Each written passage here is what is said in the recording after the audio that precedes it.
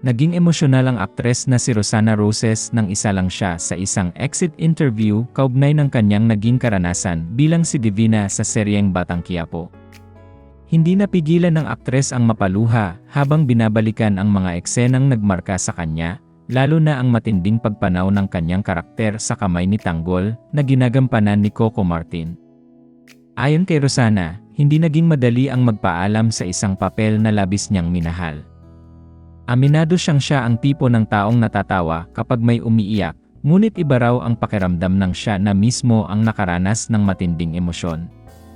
Huminto muna siya sa panayam upang magpunas ng luha bago muling nagpatuloy, basag ang boses habang ikinukwento ang kanyang pasasalamat sa buong produksyon.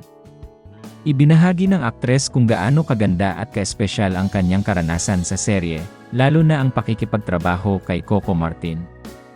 Para kay Rosana, kakaiba ang pakikisama ni Coco. Kapag mahal ka raw nito bilang katrabaho, ramdam mo iyon sa bawat eksena at sa likod ng kamera.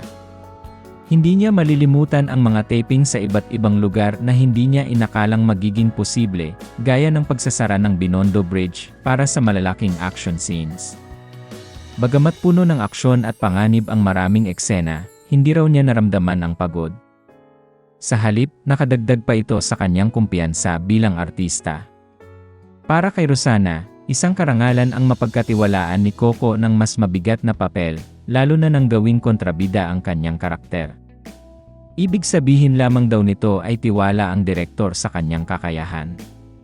Mula sa karakter ni Divina, tatlong mahahalagang aral ang kanyang natutunan. Una, ang kasakiman ay nagdadala ng kapahamakan at dapat matutong makontento. Pangalawa, hindi lahat ng laban ay kailangang salihan dahil minsan mas mahalaga ang katalinuhan kaysa tapang. At pangatlo, ang pamumuhay sa kasamaan ay kadalasang nagtatapos rin sa masama.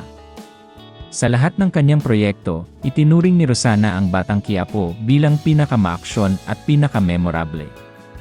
Hinangaan niya ang dedikasyon ni Coco, na hindi lamang bida kundi direktor at leader na inaalagaan ang buong cast at crew.